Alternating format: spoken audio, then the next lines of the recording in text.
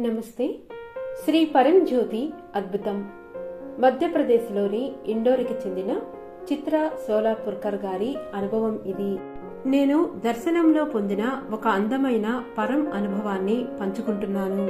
శ్రీ అమ్మా భగవాన్ దర్శనానికి వెళ్లే ముందు నా మనసులో చాలా ప్రార్థనలు మరియు కోరికలు ఉన్నాయి. కానీ నేను దేవలోకమైన దర్శనం హాలులోకి ప్రవేశించినప్పుడు ఆలోచనలు మందగించినందున ప్రార్థనలు లేని చాలా భిన్నమైన స్థితిలోకి వెళ్లాను. నేను శ్రీ అమ్మా భగవాన్ నుండి శక్తివంతమైన దీక్షను స్వీకరించినప్పుడు పూర్తిగా శూన్యం, మాటలు లేకుండా ప్రశాంతంగా మరియు ఆనంద స్థితిలో ఉన్నాను. ప్రతిదీ కారణం లేనిదిగా అనిపించింది.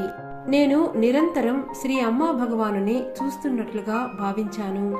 నా ఉనికిని నేను మరచిపోయాను. నా అంతర్గత స్థితి ఆనందంతో నిండి ఉంది. అది కొనసాగుతూనే ఉంది. ఈ అందమైన అంతర్గత స్థితిని నాకు ప్రసాదించిన శ్రీ పరంజ్యోతికి అనంత కోటి కృతజ్ఞతలు తెలియజేసుకుంటున్నాను.